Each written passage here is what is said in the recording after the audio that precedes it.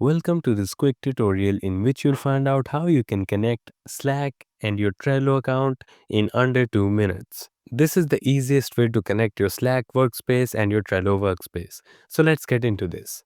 First of all, make sure to log in with your Trello account, and once you're on your main page, go on to the workspace that you want to connect with Slack. In my case, just for an example, this is the workspace that I want to connect with my Slack account.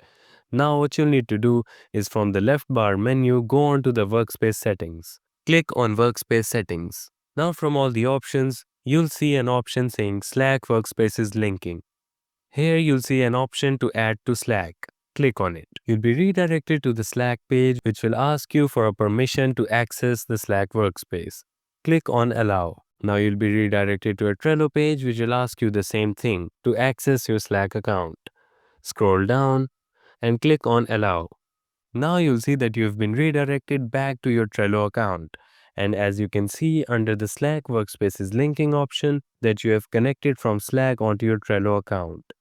This way you can connect any of your Trello workspaces with your Slack workspaces. Just go on to the workspace on Trello, go on to the workspace settings and just allow the permissions.